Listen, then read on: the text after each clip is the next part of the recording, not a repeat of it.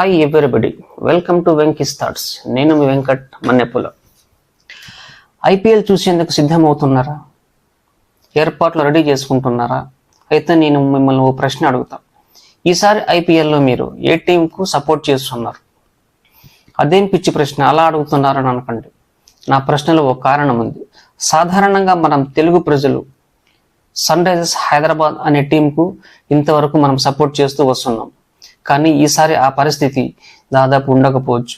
చాలామంది క్రికెట్ ప్రేమికులు boycott sun Risers Hyderabad అంటూ ట్వీట్స్ చేస్తున్నారు, సోషల్ మీడియాలో పోస్టులు పెడుతున్నారు.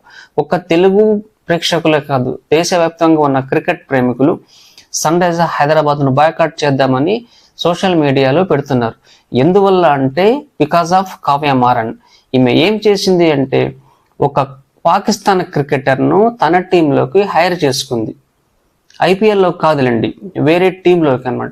ఈ కావ్య మారన్ అనే ఆమె సన్ రైజర్స్ హైదరాబాద్ అనే టోర్నమెంట్తో పాటు సన్ రైజర్స్ లీడ్స్ అనే ఒక టీంను కూడా నిర్వహిస్తుంది అన్నమాట.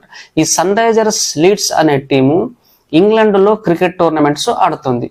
ఆ టోర్నమెంట్లో పాకిస్తాన్కు చెందిన అబ్రార్ అనే ఒక క్రికెటర్ను, స్పిన్నర్ను హైర్ చేసుకుంది. దాదాపు 2.43 కోట్ల రూపాయలు, అంటే నియర్లీ 2.5 crores వెచ్చించి అంత ఖర్చు పెట్టి అబ్రార్ అనటోని హైర్ చేసుకుంది.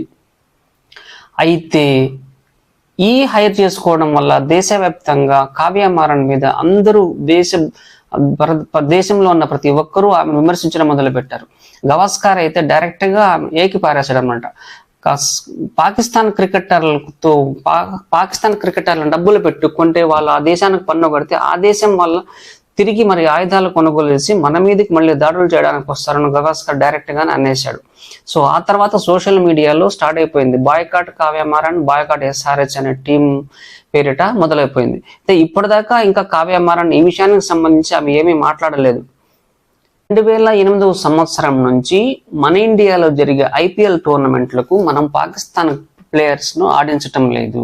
ఎందువల్లంటే ముంబైలో జరిగిన ఉగ్ర దాడుల వల్ల అనేక మంది చనిపోవడంతో మనం అప్పటికి పాకిస్తాన్ నుంచి మనం క్రికెట్ ప్లేయర్స్ తో ఆడటం లేదు, మనం అక్కడికి వెళ్ళటం లేదు, వాళ్ళు ఇక్కడికి రావటం లేదు, ఐపీఎల్ కూడా ఆడటం లేదు. కానీ కావ్య మారన్ చేసిన ఈ పనికి మాలిన పని వల్ల దేశంలోని క్రికెట్ ప్రేమికులు, దేశభక్తులు అందరూ ఆమెను విమర్శిస్తూ ఉన్నారు. కనీసం ఇప్పటికైనా కావ్య మారన్ అబ్రార్ అనే పాకిస్తాన్ క్రికెట్ను ఎందువల్ల హైర్ చేసుకోవాల్సి వచ్చింది, అసలు కంటిన్యూ చేస్తుందా లేదా, అసలు పరిస్థితి ఎలా ఉంది అనే విషయాలు నోరు విప్పి చెబితే SRH హైదరాబాద్ ఫ్యాన్స్ కనీసం ఇప్పటికైనా SRHతో ఉండేందుకు ప్రయత్నిస్తారు. లేకపోతే ముంబయో, చెన్నైయో, బెంగళూరు వైపు మళ్ళీ అవకాశం ఉంటుంది. ఇది ఫ్రెండ్స్ ఇవాల్టి మన టాపిక్. మరోసారి మరో మంచి టాపిక్తో మీ ముందుకు వస్తా. మీ Venkat మన్నెపుల. Please like, share and subscribe. Thank you for watching.